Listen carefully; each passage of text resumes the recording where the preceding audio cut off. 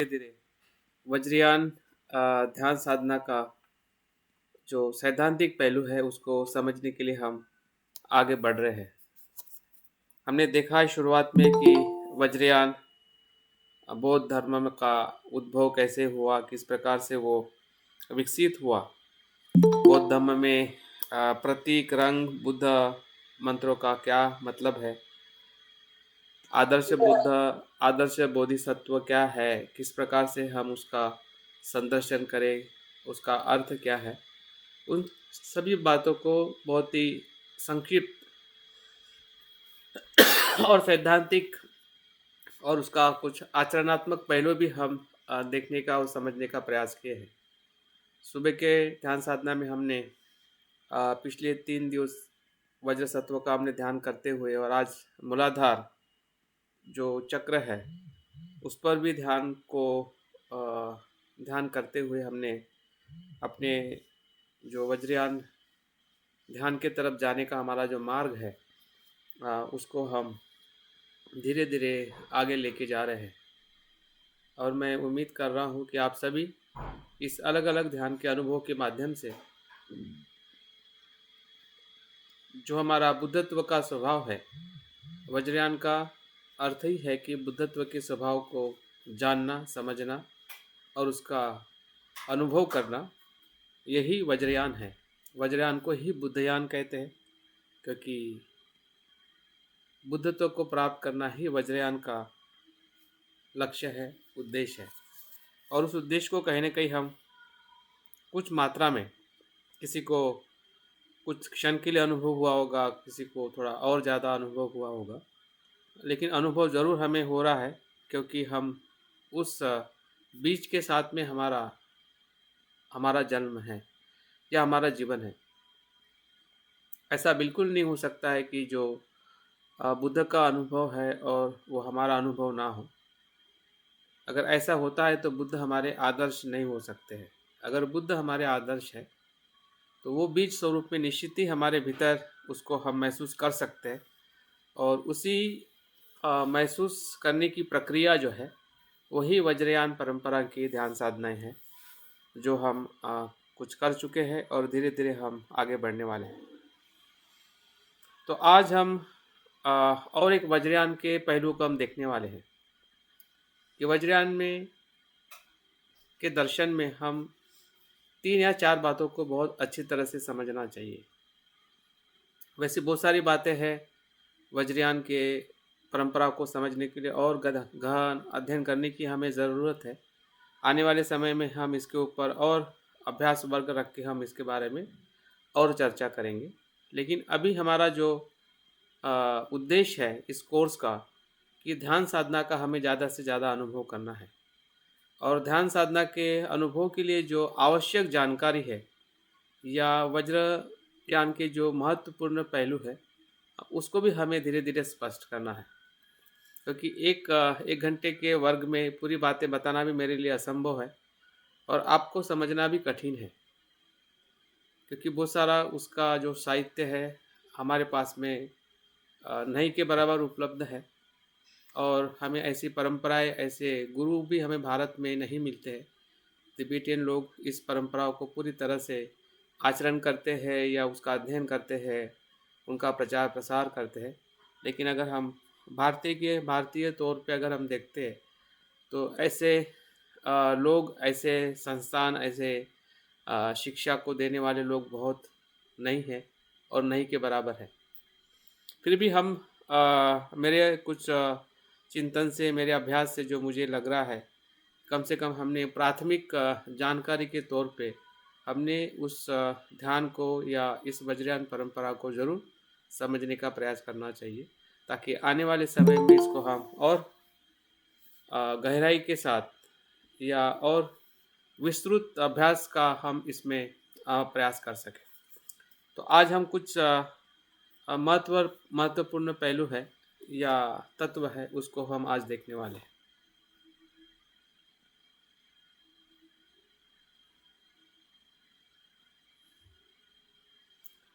उसके हमारे 2 उद्देश्य हैं, जिस उद्देश्य को हम इस आज के वर्ग में आज के अभ्यास में हम स्पष्ट करेंगे कि वज्रयान और महायान का क्या संबंध है, इसको जानना।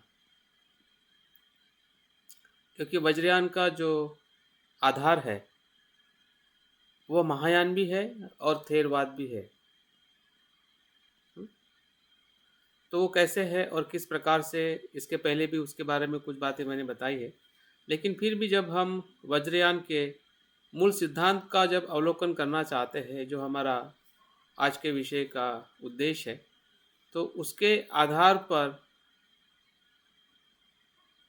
महायान के आधार पर ही हम वज्रयान को समझ सकते हैं। और वज्रयान को हम बुद्ध की शिक्षा के आधार पर ही समझ सकते हैं। तो एक दूसरे का आधार है, जिसे हम प्रतीत समुत्पन्न कहते हैं कि बुद्ध का आधार, थेरवाद का आधार बुद्ध की वाणी है, महायान का आधार थेरवाद है और वज्रयान का आधार महायान है। और हमारा आधार सभी यान है। हम किसी एक पर्टिकुलर परंपरा से हम अपने बुद्धत्व को या बुद्ध होने का अनुभव जो है उसको हम प्राप्त नहीं कर सकते। हमें सर्वांगिक बौद्ध धर्म को या बौद्ध धर्म की जो विभिन्न परंपराएं है, शिक्षा है, उस सभी परंपराओं को हमने अध्ययन करना चाहिए। जो बाबा साहब ने भी कहा है कि मैं किसी एक परंपरा का अनुसरण नहीं कर रहा हूँ। हाँ, मेरा धर्मांतर बुद्धयान का धर्मांतर है, बुद्ध की शिक्षाओं का धर्मांतर है। तो उस पहलू से भी हमने जो भी बौद्ध शिक्षाओं में अलग अलग परंपराएं, अलग अलग शिक्षाएं का हमें पढ़ने को, सीखने को और आचरण करने को जो मौका मिलता है, उसका हमने ज़रूर लाभ लेना चाहिए और थोड़ा हम उसके बारे में भी समझने का प्रयास करेंगे। तो ऐसे कौन से तत्व है कि जो महायान में जो है वही हमें वज्रयान में दिखाई देते हैं, और वही बुद्ध की प्राथमिक शिक्षा में भी वही चीज़ हमें दिखाई देती है। लेकिन शब्दों का फेरफार है, इतना हम कह सकते। बुद्ध के समय एक अलग शब्द इस्तेमाल किया जाता था जिसे हम पाली भाषा कहते हैं, है ना। और महायान परंपरा में संस्कृत शब्द इस्तेमाल किया जाता है या संस्कृत भाषा का उसमें वापर किया जाता है। और उसमें थोड़ा और उसका जो विस्तृत वर्णन है, जो बुद्ध के समय हमें उसका संक्षिप्त वर्णन मिलता है। हाँ, लेकिन वो उसी के बीज में से उत्पन्न हुआ महायान धर्म है या महायान परंपरा है। इसको हमने हमेशा स्पष्टता से देखना चाहिए और उस पर हमने उसी स्पष्टता के आधार पे हमने विश्वास भी रखना चाहिए। भले हम उस परंपरा से डायरेक्ट नहीं जुड़े हैं, फिर भी शिक्षा हमारे लिए कितनी महत्वपूर्ण हो सकती है, हाँ, और वो बातें हमने ज़रूर उसके लिए ग्रहणशील रहना चाहिए और हमारे मन को खुला रखना चाहिए। यही इस विषय का उद्देश्य है, ताकि हम बोधि वज्रयान की परंपरा को वज्रयान की परंपरा को हम और अच्छी तरह से समझ सकें। तो महायान और वज्रयान की जो परंपरा, इतिहास में भी हमने देखा है कि महायान थेरवाद के परंपरा से निकला हुआ यान है या शिक्षा है। कि जब दूसरी शताब्दी के आसपास जो आचार्य नागार्जुन, जिसका हमने नाम सुना है, वो नागार्जुन भी हमारे सौराष्ट्र विदर्भ के थे। हाँ, और वो नाग परंपरा के, नाग परिवार से वो बिलोंग करते थे। ऐसे जो हमारे महान नागार्जुन जो है, और बाबा साहब भी बताते हैं कि नागार्जुन की भूमि नागपुर के आसपास में ही रही है, और इसलिए बाबा साहब ने भी नागपुर जो शहर पसंद किया था धर्मांतर के लिए, उसके पीछे भी ऐतिहासिक आधार है कि पूरा विदर्भ जो है, या विदर्भ से जुड़ा हुआ जो कुछ हिस्सा आंध्र प्रदेश का है, वो महाराष्ट्र के अंतर्गत ही था। हाँ, तो महाराष्ट्र उस समय नागार्जुन के समय पूरी तरह से बौद्धमय था, और बुद्ध की शिक्षाओं को अनुसरण करने वाला हमारा महाराष्ट्र या हमारा देश था। तो ऐसे परंपरा का, ऐसे परंपराओं में, परिवार में जन्मे हुए नागार्जुन, जिस नागार्जुन के ही विचारों से या नागार्जुन के प्रज्ञा से ही महायान परंपरा का विकास होते हुए हमें दिखाई देता है। और उन्होंने जिस प्रकार से शून्यता को स्थापित किया, जो अप्रतीत समुत्पाद का ही वो आधार लेके शून्यता की बात करते हैं। शून्यता का अर्थ वो यही बताते हैं कि जो प्रतीत समुत्पन्न है वही शून्य है। शून्य मतलब एम्प्टी नहीं, कुछ भी नहीं, ऐसा शून्य का अर्थ नहीं होता है। हाँ, शून्यता का अर्थ होता है कुछ होना, लेकिन वो कार्य कारण परंपरा के साथ में होना। अपने आप में वो शून्य है। कोई भी अस्तित्व जो है अपने आप में उत्पन्न नहीं होता है। हाँ, किसी आधार से या किसी कारण से ही परिणाम, किसी कारण से ही घटना घटित होती है, इसलिए वो शून्य है, इसलिए वो प्रतीत्य समुत्पन्न है। और जो प्रतीत्य समुत्पन्न है वही शून्य है, और जो शून्य है वही प्रतीत्य समुत्पन्न है।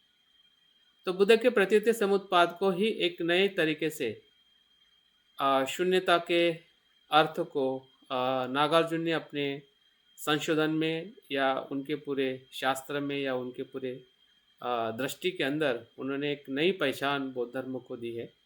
और उससे भारतीय बौद्ध धर्म का एक दार्शनिक पहलू जो है, हाँ, वो विकसित होते हुए दिखाई देता है दूसरी शताब्दी से लेके 12वीं शताब्दी तक।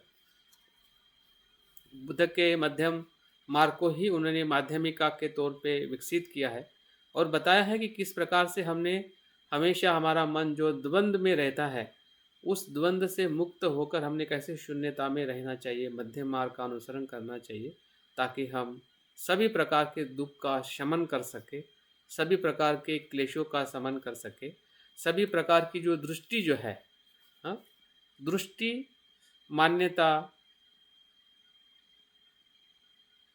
या विचार, यही हमारे दुख का कारण है। प्रपंच का कारण हमारी सभी प्रकार की दृष्टियां हैं।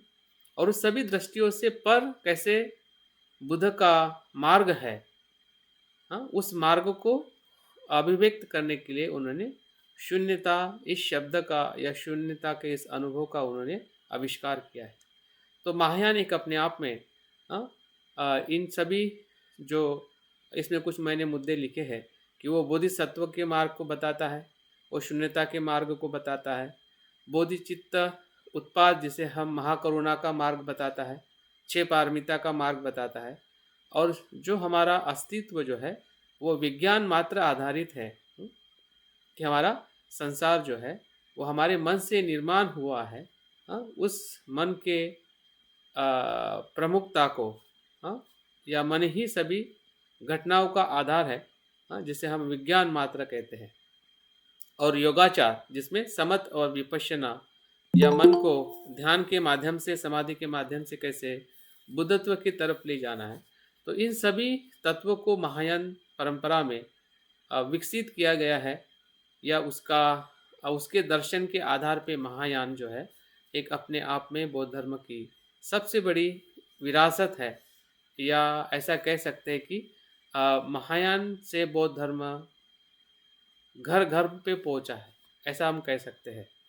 क्योंकि महायान परंपरा का दर्शन सामाजिक कल्याण का दर्शन था, जिसे हम बोधिसत्व आदर्श के तौर पे जब हम देखते हैं कि वो बुद्धत्व की जो संकल्पना करते हैं, बोधिसत्व वो होता है कि जो बुद्धत्व सभी लोगों के हित और कल्याण के लिए वो प्राप्त करता है।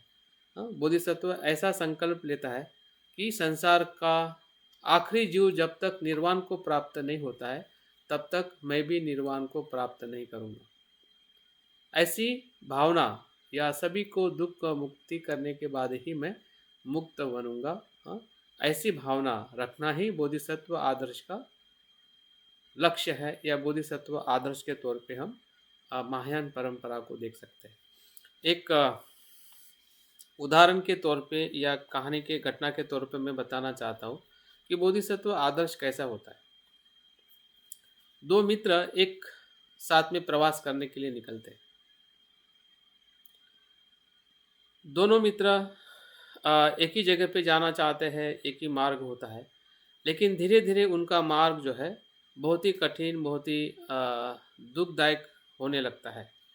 शुरुआत में कुछ उनके दिन जो है गांव से जंगल में से जाते हैं, कुछ दिन पहाड़ियों में से जाते हैं, और फिर आखिरी का जो उनका सफ़र होता है, जो मंजिल के पास पहुंचने वाले होते हैं, वो जिसे हम वाड़वंड कहते हैं या रेगिस्तान कहते हैं, वहाँ से उनका सफ़र चालू होता है।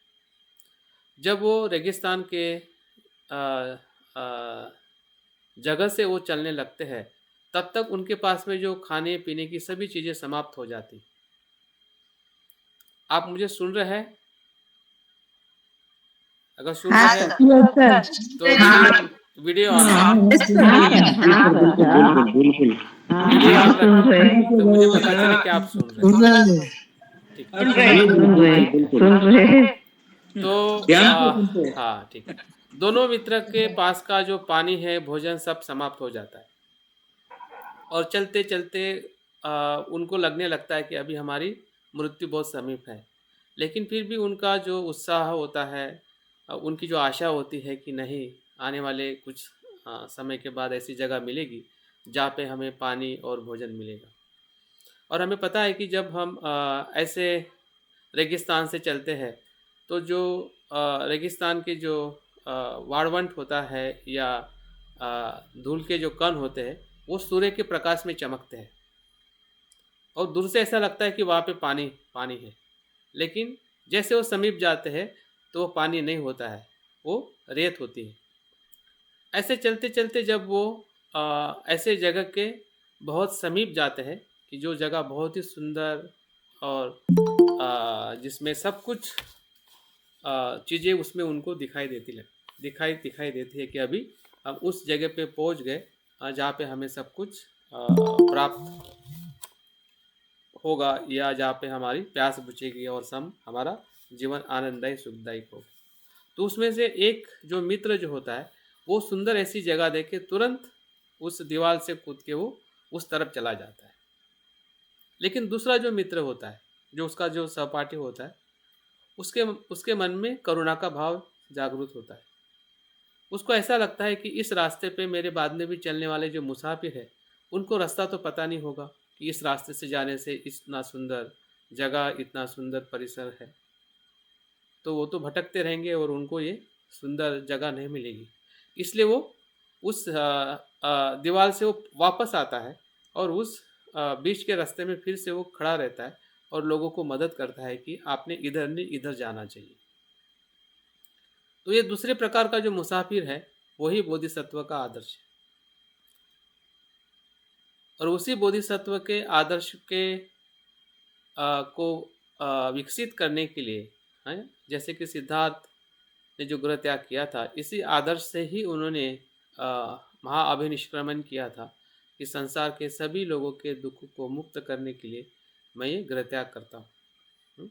वही भाव, हाँ, वही आदर्श हमें महायान परंपरा में फिर से विकसित होते हुए दिखाई देता है। और हमें ऐसे बहुत सारे बोधिसत्व या जातक कथा में भी हम देखते हैं कि लोगों के सुख और हित के लिए स्वयं का प्राण बलिदान भी देने तक वो आगे पीछे नहीं हटते। ऐसे बोधिसत्व का जो आदर्श है या बोधिसत्व की जो दान पारमिता है, हाँ, या प्रज्ञा पारमिता है या करुणा है, हाँ, उन सभी बातों को हम उनके जीवन में हम समर्पित या विकसित होते हुए हम देखते हैं। तो ऐसे बोधिसत्व आदर्श का निर्माण होना या उसका विकास होना, ये महायान परंपरा की सबसे बड़ी देन है।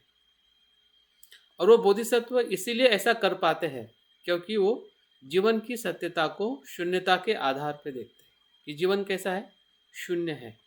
शून्यता का अर्थ यह है कि जो अस्तित्व जो है, उसका आधार ही प्रतीत्य समुत्पन्न है, उसमें आसक्त हो ऐसा कोई तत्व ही नहीं है। शून्यता का अर्थ क्या शिक्षा देता है? जब शून्यता का अनुभव बोधिसत्व को होता है या हमें होता है, तब हमारे भीतर जो गलत धारणा है स्व की, पकड़ के रखने की, संसार में फंसे रहने की, वो धारणा पूरी तरह से नष्ट हो जाती है और हम अस्तित्व को पूरी तरह से जैसा है वैसा देखते हैं। वही शून्यता भाव है। और उस शून्यता के भाव से जब हम संसार को देखते हैं या हमारे पूरे धम्म जीवन को देखते हैं, हाँ, तो उसी शून्यता के आधार पे बोधिसत्व जो है बोधिचित्त को निर्माण करता है। बोधिचित्त का निर्माण होना, बोधिसत्व का आदर्श का आचरण होना और शून्यता का अनुभव होना, ये तीनों बातें एक दूसरे के साथ में जुड़ी हुई है। बोधिसत्व वही कहलाता है कि जो बोधिचित्त को निर्माण करता है या करुणा चित्त को निर्माण करता है, और करुणा चित्त उसी का निर्माण होता है कि जो शून्यता का अनुभव ले पाता है। अगर शून्यता का, अगर प्रज्ञा का अनुभव अगर हम ना ले पाए तो बोधिचित्त भी निर्माण नहीं होगा और हम बोधिसत्व के मार्ग पे भी अनुसरण नहीं करेंगे। और जब निर्माण होता है तब वो व्यक्ति छह पारमिता का उसका आचरण करता है। जो छह पारमिता हमें हमारे जो व्यक्तित्व को जो है आंतरिक और बाह्य, हाँ, हमारा एक व्यक्तित्व भीतरी है और एक बाहर का है। बाहर का है मतलब लोगों के साथ जुड़ा हुआ है और एक स्वयं के साथ जुड़ा हुआ है। अगर हम छह पारमिता को आंतरिक और बाह्य स्वरूप में देखते हैं तो शील जो है वो आंतरिक स्वरूप है। जो शील की पारमिता जो है वो आंतरिक शुद्धिकरण है। हम अपने चित्त के साथ जुड़ के हमारे चित्त को शुद्ध करते हैं जब हम शील का पालन करते हैं। जब हम दान करते हैं तो लोगों के साथ में जुड़ते हैं, लोगों के दुख के साथ जुड़ते हैं, लोगों को हम मदद करने के लिए हम आगे आते हैं, वो दान पारमिता है। तीसरी जो पारमिता है वो शांति पारमिता है, सहनशीलता। हम सभी सहन करते हैं।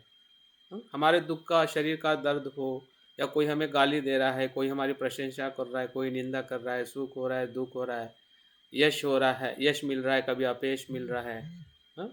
या जो भी लोक स्वभाव है, हाँ, उसको हम जैसा है वैसा सहन करते हैं। सहनशीलता, शांति।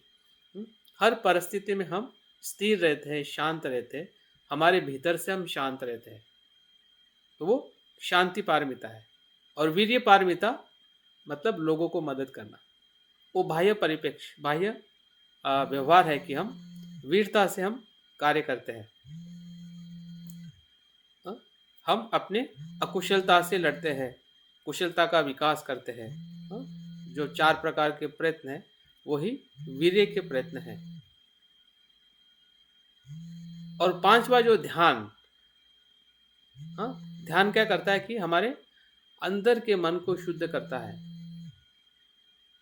और प्रज्ञा, प्रज्ञा क्या करती है?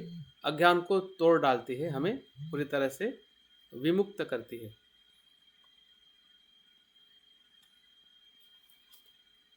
तो इस प्रकार से छह पारमिता का जो आचरण जो है महायान परंपरा से जुड़ा हुआ है, और वही वज्रयान का भी वही दर्शन है। वज्रयान का अपना स्वयं का ऐसा कोई दर्शन नहीं है। उन्होंने महायान परंपरा से जो विकसित हुए जो मूल्य जो है उसी के आधार पर, उसी के आधार पर जो छूटा हुआ था या कुछ उनको लगता होगा कि इसकी और ज़्यादा ज़रूरत है, ऐसे बातों का, ऐसे साधनाओं का उन्होंने विकास करते उसी बोधिसत्व आदर्श को, उसी शून्यता को, उसी बोधिचित्त को, उसी छह पारमिता को, और उसके बाद में जो और दो हमें संप्रदाय महायान परंपरा में दिखाई देते हैं वो है विज्ञानवाद और योगाचार। विज्ञानवाद का मतलब है कि सब कुछ चित्त है। संसार में जो भी अस्तित्व जो है चित्त मात्र है या विज्ञान मात्र है। भले हमें भौतिक रूप में बाहर का अस्तित्व दिखाई देता है, लेकिन उसका जो निर्माण जो है हमारे मन में ही होता है।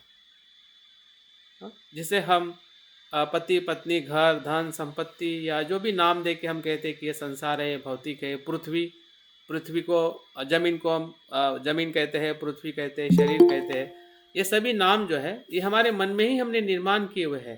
पृथ्वी ने ये नहीं कहा कि मुझे पृथ्वी कहो, हमारे शरीर ने यह नहीं कहा कि ये शरीर मुझे शरीर कहो, या किसी घर ने यह नहीं कहा कि मुझे घर कहो, किसी वस्तु ने यह नहीं कहा कि मैं ये हूँ।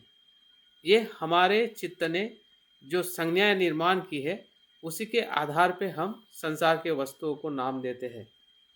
तो उस अर्थ से, मानसिक अर्थ से हमने संसार को निर्माण किया है। भौतिक अर्थ से भौतिक वस्तु का निर्माण हुआ है, लेकिन हमारा संसार या जिसे मैं संसार कहता हूँ, जिसे मैं ये कहता हूँ वो कहता हूँ, वो भौतिक चीज़ों ने नहीं कहा है कि मुझे ये कहो। पानी ने ये नहीं कहा कि मुझे पानी कहो, पर्वत ने ये नहीं कहा कि मुझे पर्वत कहो, पेड़ पौधे ने ये नहीं कहा कि मुझे पेड़ पौधे कहो। वो तो अपने आप में आप वो है, उत्पन्न होते हैं अपने प्रकृति के कारण। लेकिन अगर मैं पेड़ कह रहा हूँ, तो पेड़ मेरा जो विचार जो है, मेरी संज्ञा जो है, उससे वो पेड़ निर्माण हुआ है। उस अर्थ से संसार जो है चित्त मात्र है। और उस आधार पे जब हम अपने जीवन को देखते हैं, तो हमारा अच्छा बुरा जो निर्माण होता है, उसकी भी जिम्मेदारी हम स्वयं लेते हैं। और उसका जो देखने का जो नज़रिया जो है वो बदलने लगता है। हम इसलिए नहीं बदलते हैं क्योंकि हम जिम्मेदारी लेना नहीं चाहते कि मेरा दुख मेरे कारण से हो रहा है। मैं परेशान मेरे तृष्णा से हो रहा हूँ, मेरे अज्ञान से हो रहा हूँ, वो हम स्वीकार नहीं करना चाहते। हम हमेशा ये देखते हैं कि मेरा दुख, मेरा सुख किसी और के कारण, किसी व्यक्ति और वस्तु के कारण मैं सुखी और दुखी होता हूँ। ये हमारी नासमझ है। लेकिन जब हम अपने व्यक्तित्व को विज्ञान मात्र स्वरूप में देखते हैं और योगाचार से मतलब समत और विपश्यना के साथ जब हम चित्त को एकाग्र करते हैं, तब हमें सत्य का बोध होने लगता है। और यही योगाचार धीरे धीरे मन को परिवर्तित करने के लिए मंत्रों का निर्माण हुआ है, जिसे मंत्रयान महायान के परंपरा में ही सुप्त या सुप्त अवस्था में वो चल रहा था।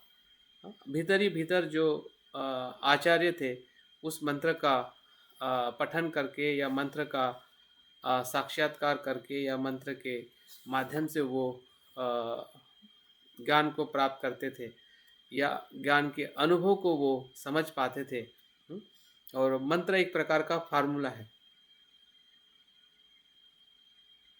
जिस फार्मूले से H2O कहने से या H2O को पास में लाने से पानी बन जाता है। तो पानी का फार्मूला H2O हो गया। जहाँ जहाँ पे भी आप H2O इकट्ठा करोगे वहाँ वहाँ पानी बनेगा।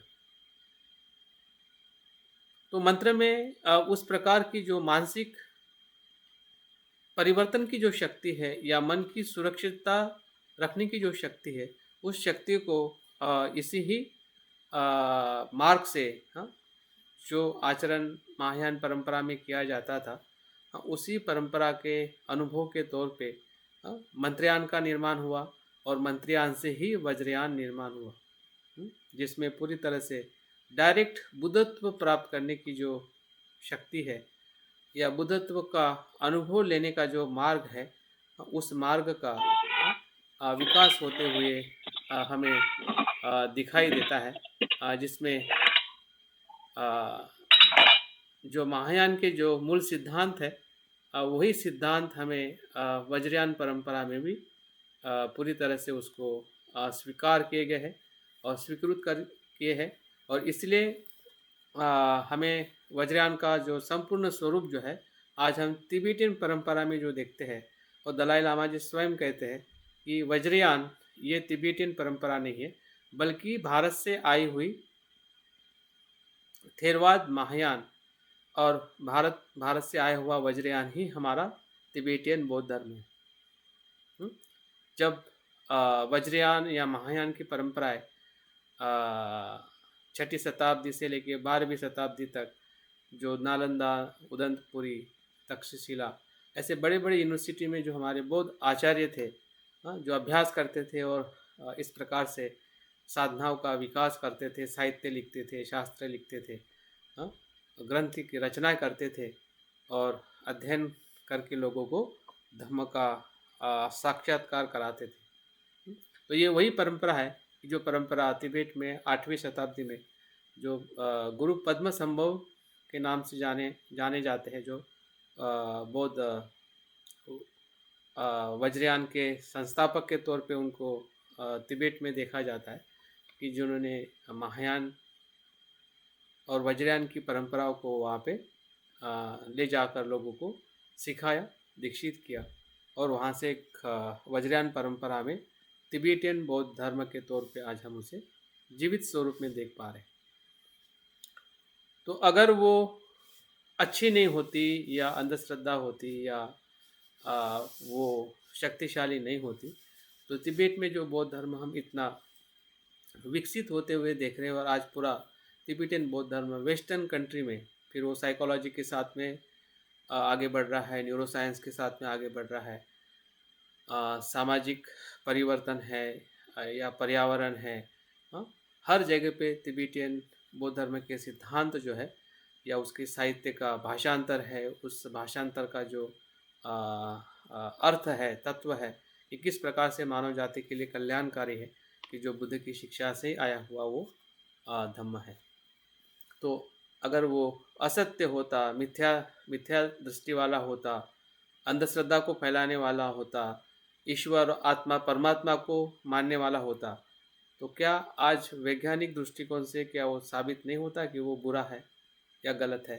हाँ, क्योंकि वो अध्ययन कर रहे हैं कि शून्यता क्या है, बोधिचित्त क्या है, हाँ, योगाचार क्या है, मंत्र का अर्थ क्या है, हाँ, पूजा का क्या परिणाम होता है, हाँ, पाप देशना का क्या परिणाम होता है।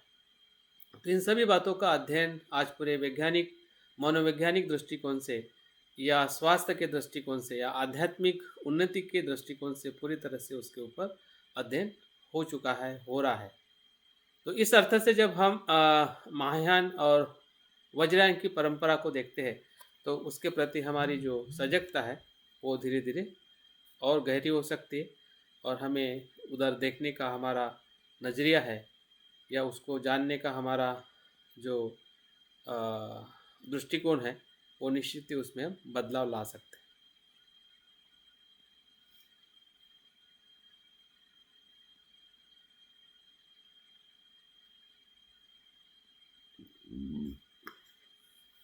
अभी 3 या 4 बातें हम वज्रयान मूल सिद्धांत में हम देखने वाले हैं, जिससे हम इसके पहले भी थोड़े परिचित हुए हैं, लेकिन फिर भी मुझे आज इसलिए बताने का मैं सोच रहा हूँ, ताकि आने वाले समय में हम जो ध्यान साधनाएं या और आगे कुछ सिद्धांत का हम अध्ययन करने वाले, ताकि उसमें हमें इसकी मदद हो सके कि ये तत्व वज्रयान परंपरा से या वज्रयान परंपरा में कहाँ से आए हैं और किस प्रकार से उस तत्व का हम सैद्धांतिक या कह सकते हैं कि प्रज्ञापूर्ण उसे समझना है, धम्म विचय करके समझना है, अच्छे चित्त से समझना है।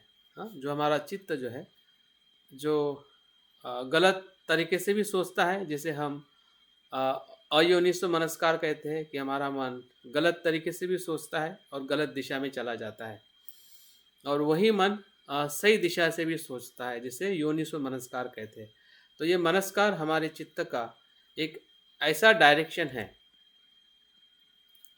और ऐसा परिबल है कि जिस परिबल से हम अच्छे भी हो सकते और बुरे भी हो सकते हैं।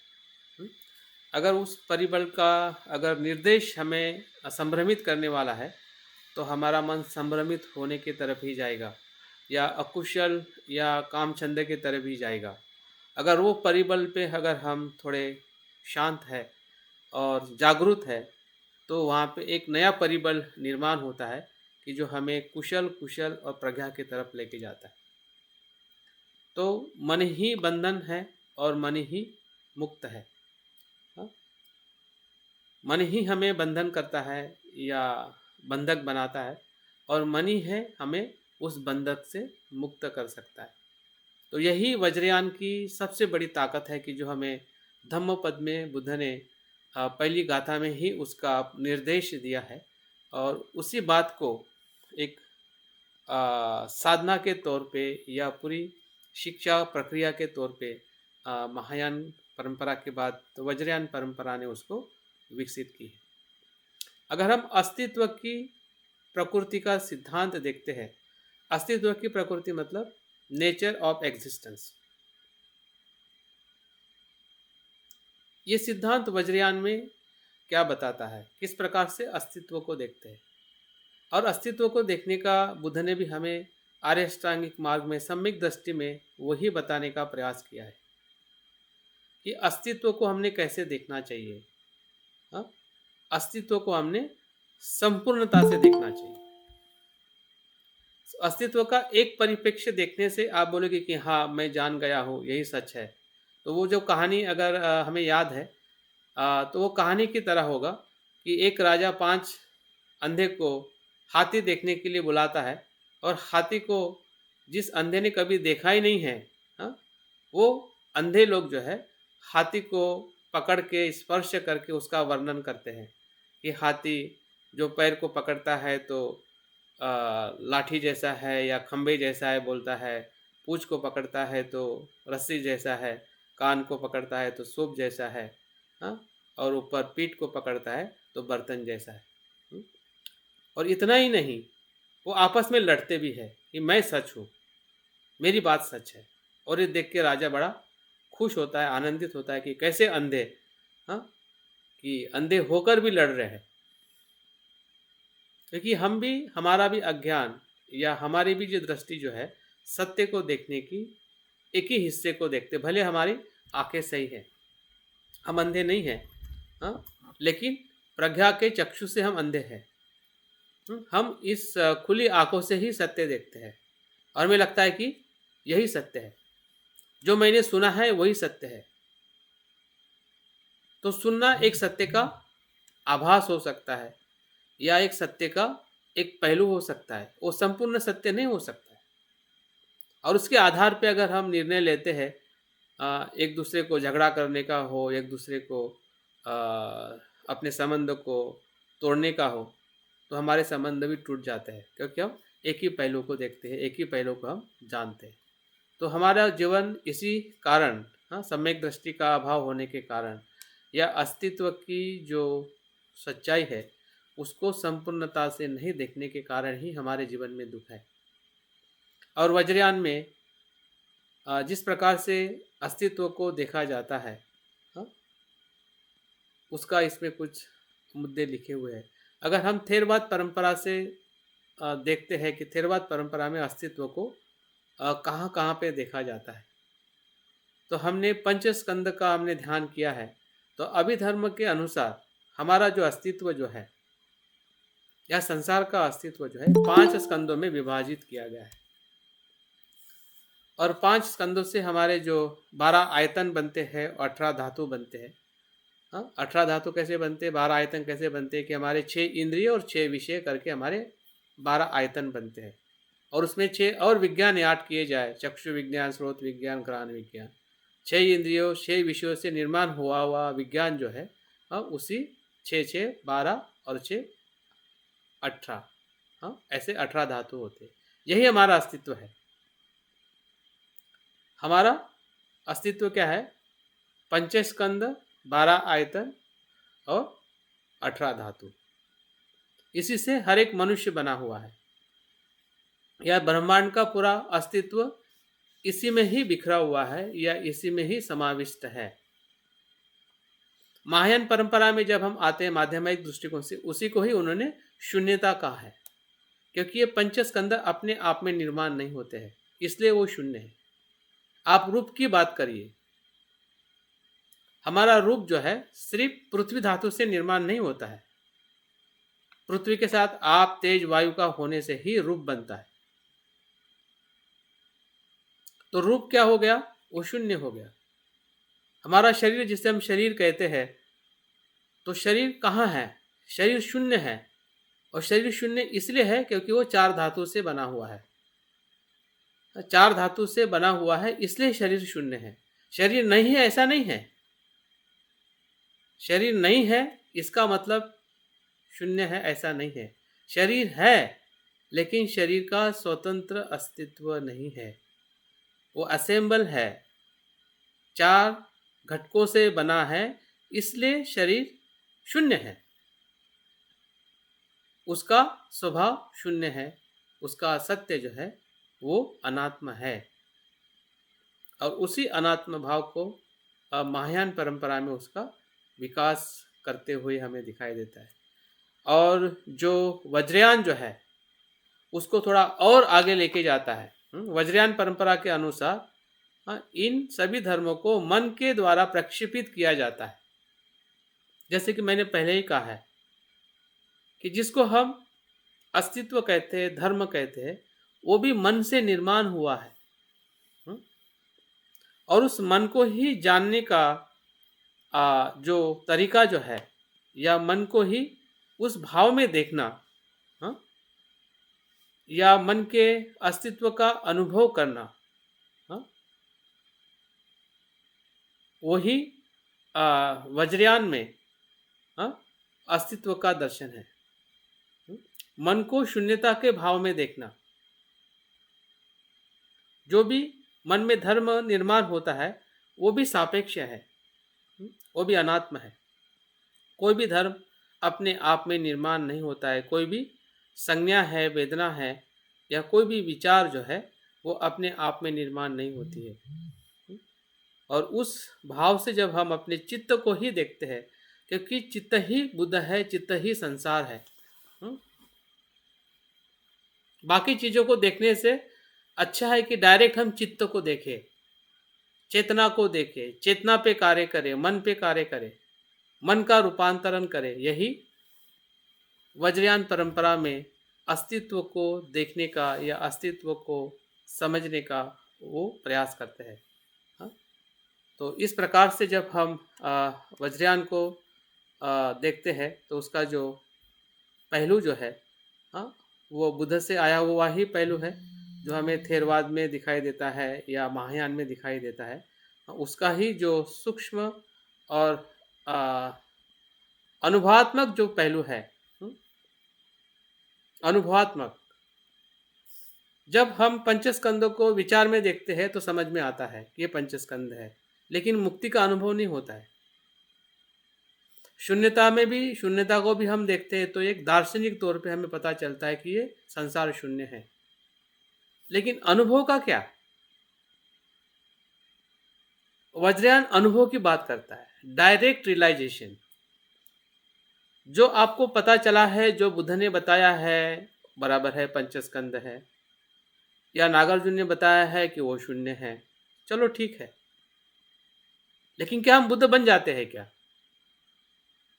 बुद्ध होने का अनुभव हमें हो जाता है क्या? वो वज्रयान का प्रश्न है। उस तत्व को हम क्यों देखते नहीं? उस तत्व को देखने की बात वज्रयान करता है, और इसलिए वहां पे वो डायरेक्ट चित्त के साथ, या चित्त का जो स्वभाव है, या चित्त के साथ जुड़े हुए जो भी पहलू है, उस पहलुओं को वो रूपांतरित करने की बात करता है, और इसलिए वो डायरेक्ट पाथ कहा जाता है। और उसका हमें जब अनुसरण करते हैं तो उसका अनुभव भी हमें होने लगता है कि हमने निश्चित ही इस पहलू से हमने देखना चाहिए। और बाबा साहब का भी एक स्टेटमेंट आपने सुना होगा कि बुद्ध धर्म के बारे में वो ऐसा कहते हैं कि बौद्ध धर्म जो है तर्क और अनुभव पे आधारित धर्म है।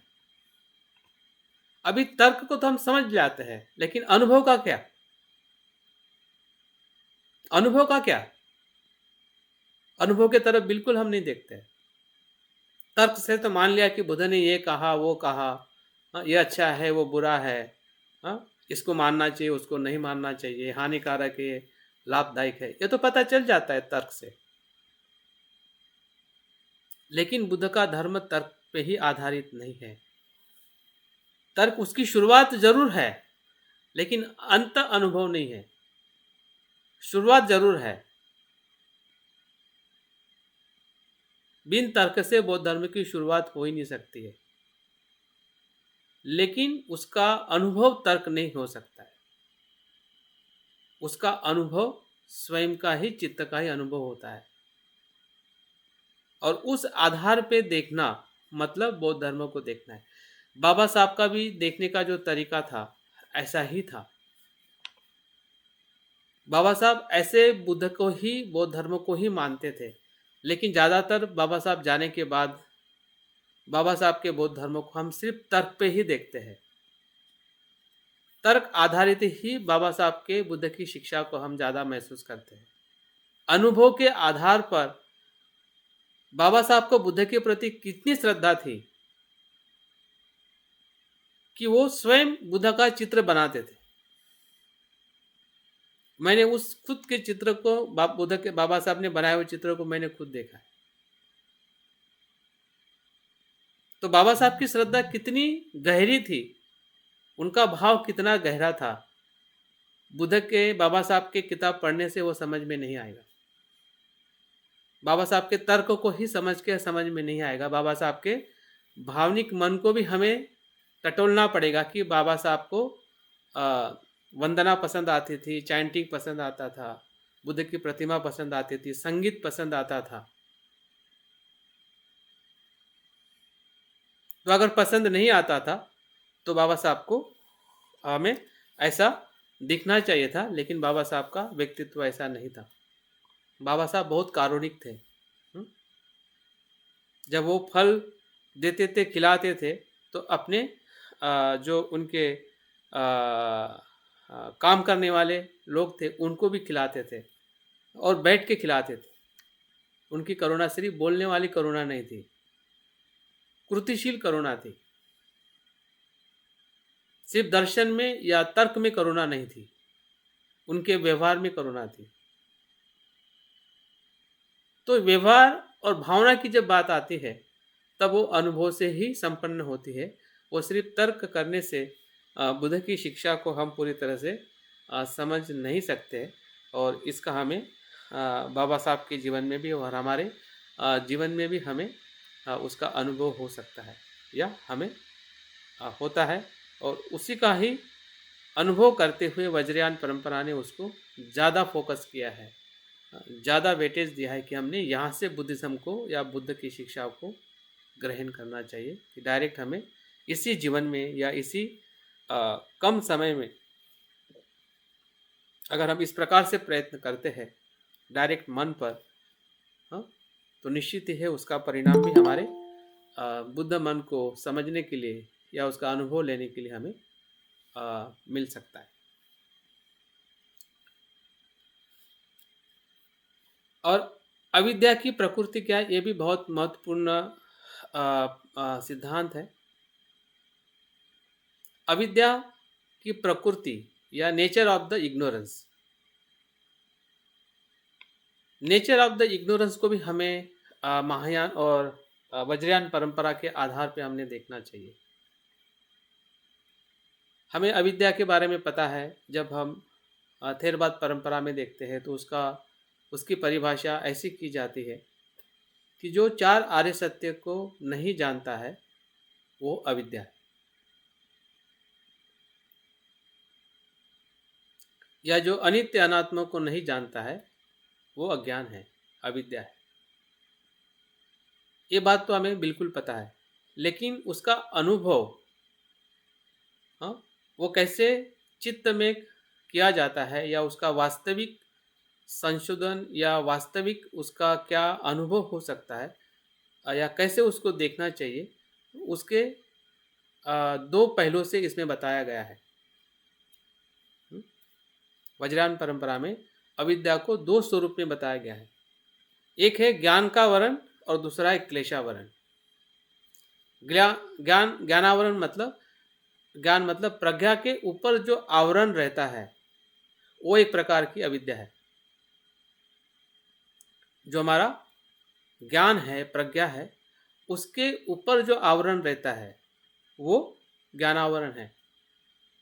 और वो क्या करता है, मन को ऐसा प्रभावित करता है कि आप या हमारा जो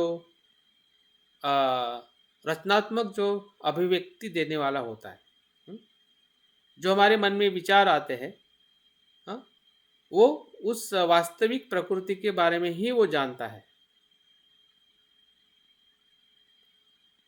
और उसके भीतर जो उसका स्वभाव है उसको रोकता है।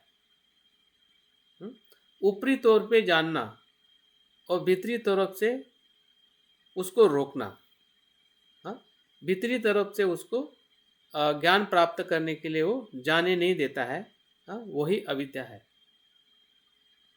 जैसे कि हमें समझ में आ रहा है, लेकिन अनुभव के तौर पे वो समझ में नहीं आ रहा है।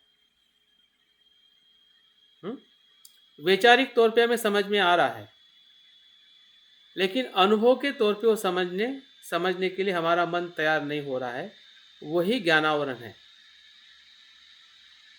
और क्लेशावरण क्या है कि जो भी भावनिक तौर पे जो हमारा मन पीड़ित होता है, क्लेशपूर्ण होता है, लोभ द्वेष से या अहंकार से, जो भी जितने भी क्लेश है, हाँ, क्लेशों का वरण जो होता है, जो हमारे मन को अशुद्ध करता है या अशुद्ध रखता है या अशुद्ध का आवरण निर्माण करता है,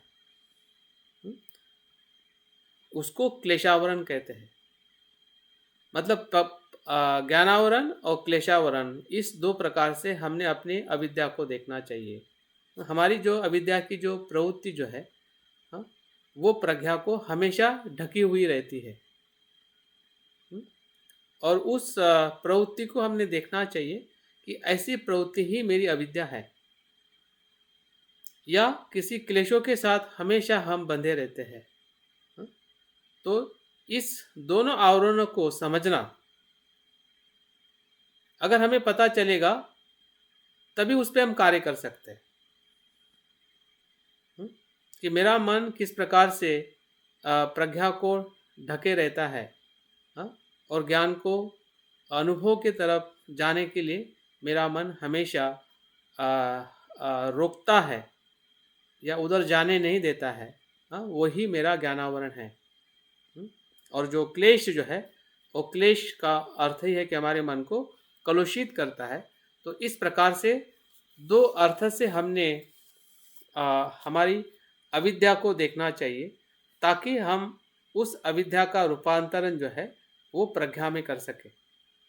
क्योंकि ये मन के ऊपर आने वाले ही आवरण है, जिसको हम सामान्य भाषा में 5 निवरण कहते हैं, या हमारे जो 5 क्या कहते हैं विष है, वो इसी के ही अंतर्गत आते हैं, कि जो अविद्या की प्रवृत्ति को दर्शाते हैं कि हम किस प्रकार से अविद्या की प्रवृत्ति में हम फंसे हुए हैं। ऐसा कहते हैं कि जो अविद्या को जानता है वो अविद्या को तोड़ सकता है।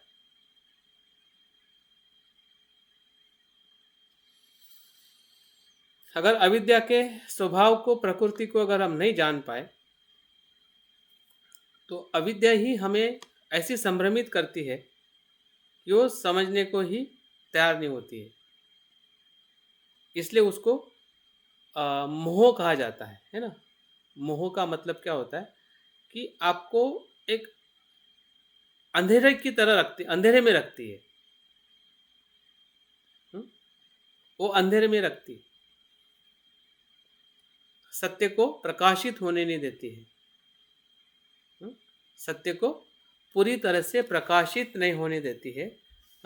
विद्या को पूरी तरह से बाहर आने नहीं देती है।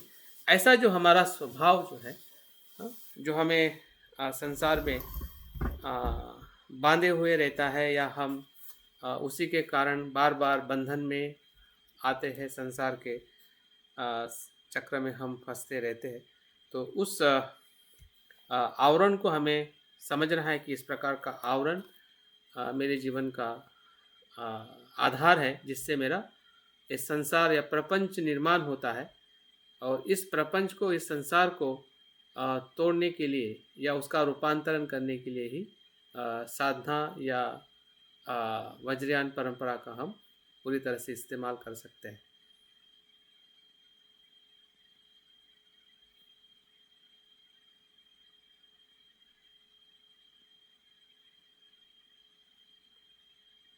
अभी तीसरा और अंतिम जो स्वभाव या दर्शन जो है, वो है वज्र के रूप में अंतिम वास्तविकता। वज्रयान परंपरा में जो वज्र जो है वो अंतिम सत्यता के स्वरूप में बताया गया है। हमने देखा कि महायान परंपरा से आए हुए सभी सिद्धांत वही वज्रयान परंपरा में है। हमने देखा कि अस्तित्व को किस प्रकार से वज्रयान में देखा जाता है मन के आधार पर। हमने ये भी देखा कि वही मन का जो आवरण जो है, क्लेशावरण और ज्ञावरण, हाँ, वही आवरण है जिससे हम दुखी और संसार में बार बार हम दुखी होते हैं।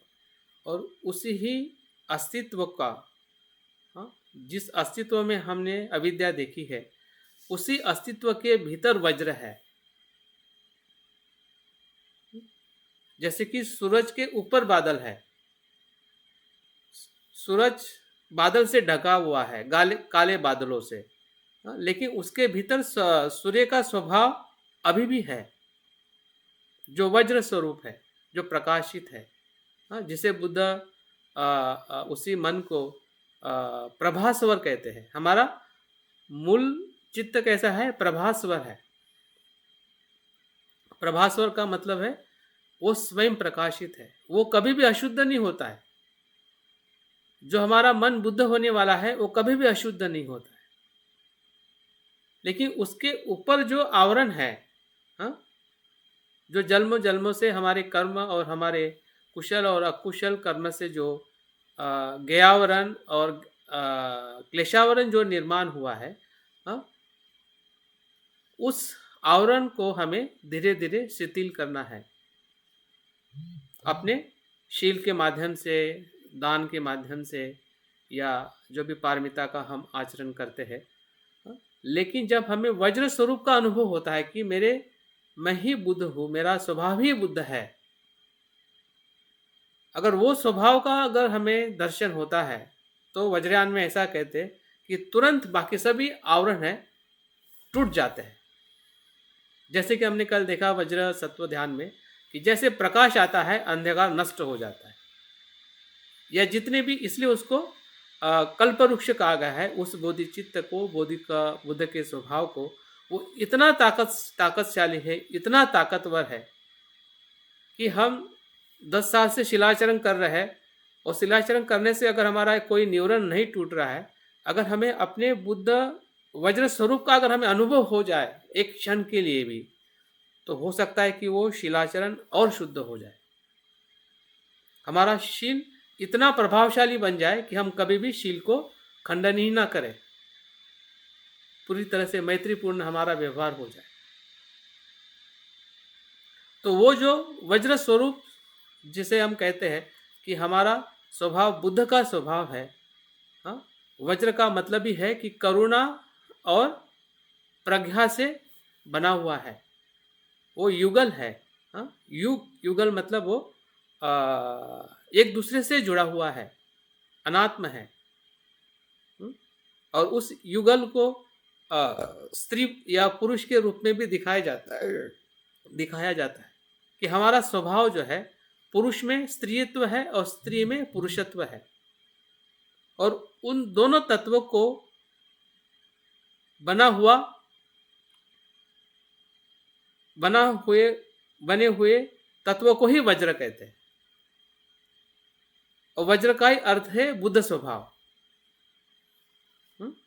वज्र जो प्रतीक बुद्ध स्वभाव को अभिव्यक्त करने के लिए है, उसको दर्शाने के लिए है।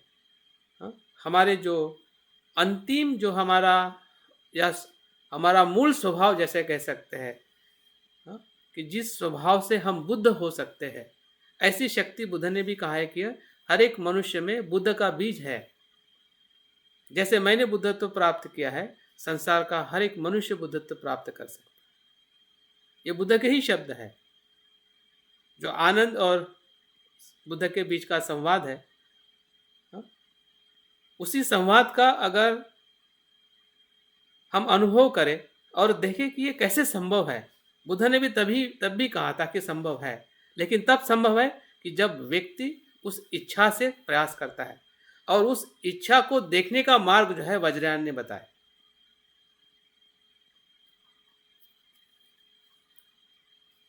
उस इच्छा को निर्माण कैसे किया जाए, उसका उत्पाद कैसे किया जाए, उसका विकास कैसे किया जाए, बोधिसत्व का आचरण करके या पारमिता का आचरण करके या बुद्धिचित्त को निर्माण करके, अलग अलग प्रकार की ध्यान साधना करके, हाँ, मैत्री भावना करके।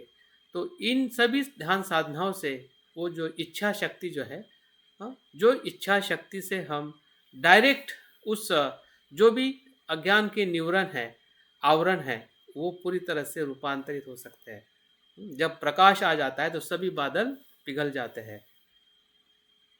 हमने भी प्रकृति में देखा है, वो प्रकृति का स्वभाव है, प्रकाश का स्वभाव है, सूर्य का स्वभाव है।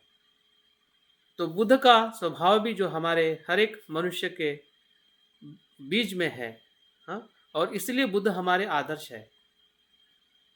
मनुष्य के बुद्ध इसलिए आदर्श है क्योंकि वो बीज रूप में हमारे भीतर भी है।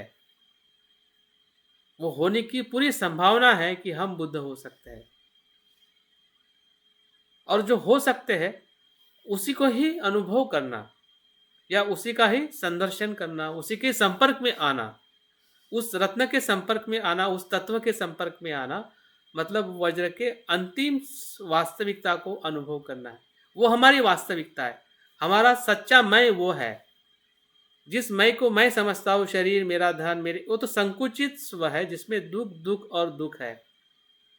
इस मैं में दुख नहीं है क्योंकि ये मैं अनंत है, अनात्म है, शुद्ध है, सभी आसक्तियों से पर है। वो मेरा सच्चा स्व है जिसमें संसार नहीं, जिसमें दुख नहीं, जिसमें करुणा ही करुणा है, हाँ, प्रज्ञा ही प्रज्ञा है। तो उस स्वभाव को जानना, उस स्वभाव के संपर्क में आना, वही वज्रयान का सबसे महत्वपूर्ण दर्शन है। और उस दर्शन का अनुभव बुद्ध के समय, बुद्ध होने के कारण लोग तुरंत लेते थे। बुद्ध को सुनकर ही लोग श्रोतापन्न हो जाते थे। बुद्ध को देख के ही, बुद्ध के व्यक्तित्व से ही लोग श्रोतापन्न हो जाते थे। साथ में रहने से ही लोग श्रोतापन्न हो जाते थे, क्योंकि बुद्ध स्वयं अस्तित्व थे। कल्पना तो करिए,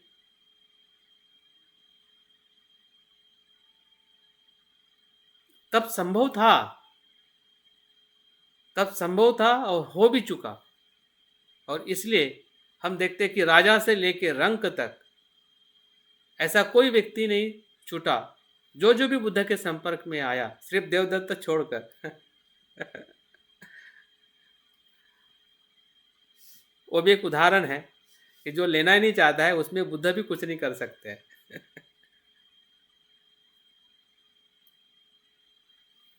तो हम देखते हैं कि ऐसा कोई व्यक्ति नहीं है कि जो बुद्ध के संपर्क में आया हो और श्रोतापन्न का अनुभव नहीं हुआ।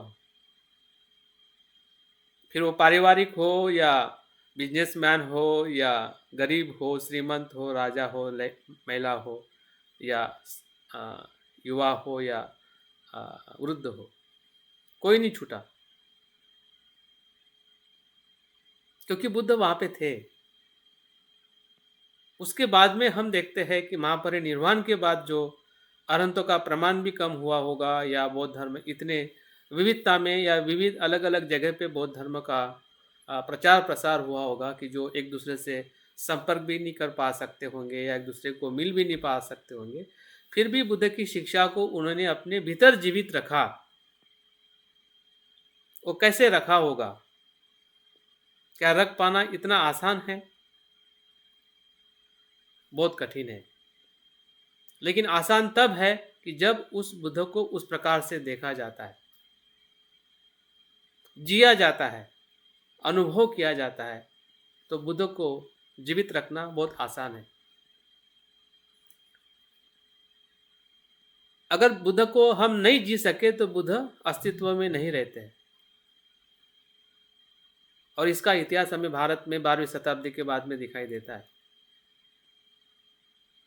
आज फिर से हमें नए बोधिसत्व के रूप में हमें जो मार्ग मिला है, बाबा साहब ने हमें जो मार्ग दिया है, तो हमने पूरे तन मन से और पूरी ताकत से हमने बुद्ध की शिक्षाओं को जो बाबा साहब ने दी है, और बाबा साहब के विचारों में ही ऐसे कोई शिक्षा है कि जो अभी भी हम उसका अध्ययन नहीं कर पा रहे, समझ नहीं पा रहे, जान नहीं पा रहे, उस सभी शिक्षाओं को हमने जानना चाहिए। तभी हमारा भारत देश सच्चा बौद्ध देश बन पाएगा। संविधान में तो बन चुका है, और संविधान में कोई रोक नहीं सकता है कि भारत बौद्ध देश नहीं है, भले कोई माने या ना माने।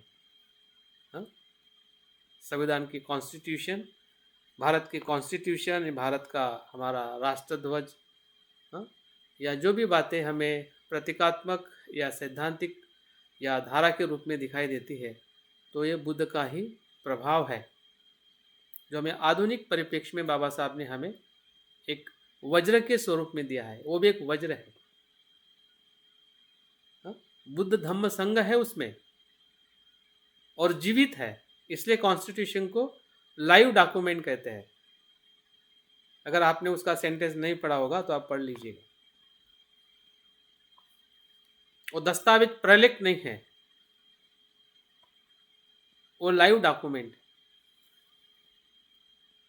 तो लाइव डॉक्यूमेंट है तो उसमें वो तत्व है, जिस तत्व को बाबा साहब देके गए हैं, और वो बुद्ध धम्म की शिक्षा से ही आया हुआ है। बाबा साहब के स्वयं के शब्दों में ही वो कहते हैं कि मैंने मेरे गुरु से शिक्षा ली है, हाँ, जो बुद्ध धम्म संघ से आई हुई है।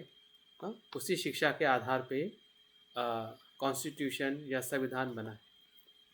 लेकिन बाबा साहब के बहुत सारे बौद्ध धर्म के पहलू जो है, जो खुद भी देना चाहते थे, उस पहलू को उनके अनुयायी के तौर पे गहरे अध्ययन करके हमने अध्ययनशील होना चाहिए। जो बाबा साहब ने कुछ मंत्र बन के छोड़ दिया है, तो मंत्र के गहराई में हमें जाना चाहिए।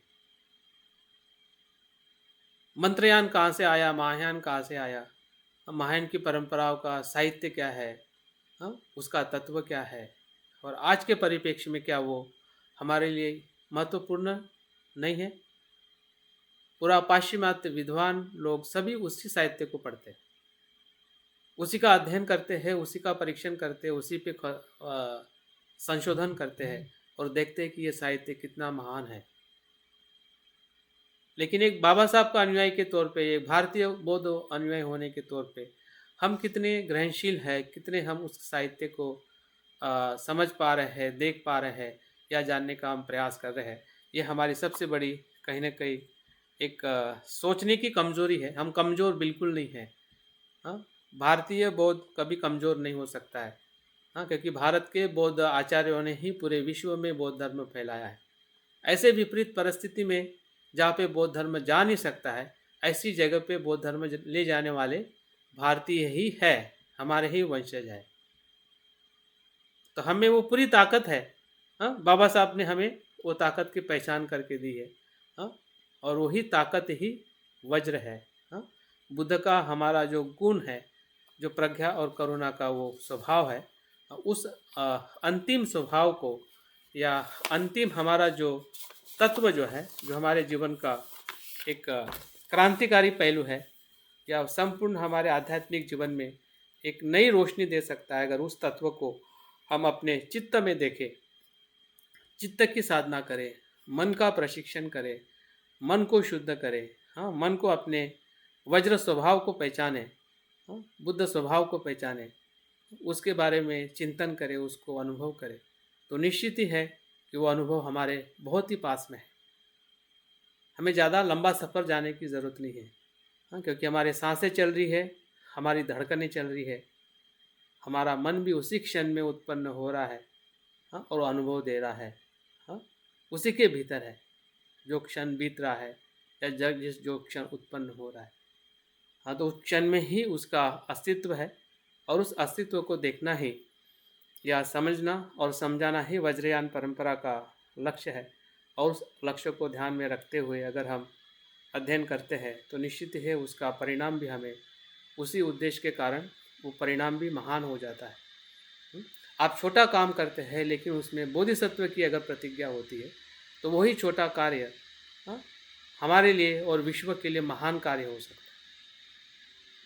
काम तो बहुत छोटा है कि आपने 5 लोगों को मदद की है, लेकिन आपने संसार के सभी लोगों को देखा कि मैं सभी लोगों के लिए मदद कर रहा हूँ, तो उस 5 लोगों को भी मदद करना, हाँ, वो संसार को मदद करने जैसा हो सकता है।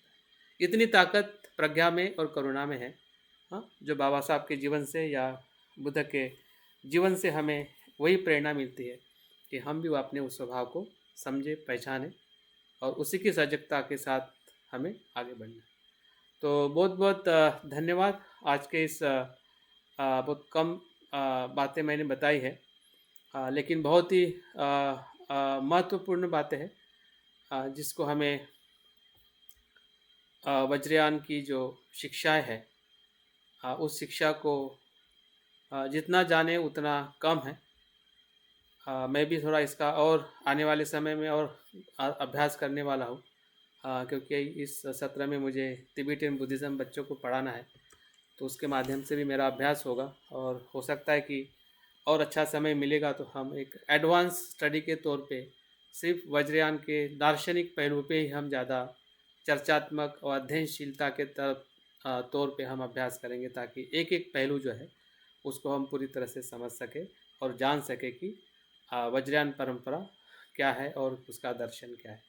तो बहुत बहुत धन्यवाद, साधुवाद आपके आज के सत्र में बने रहने के लिए। मैं अपनी बात यहाँ पे पूर्ण करता हूँ, और किसी को अगर प्रश्न है आज के विषय को लेके या कल के विषय को लेके, तो आप ज़रूर प्रश्न पूछ सकते हैं और समाधान कर सकते हैं। बहुत बहुत धन्यवाद। जय हिंद।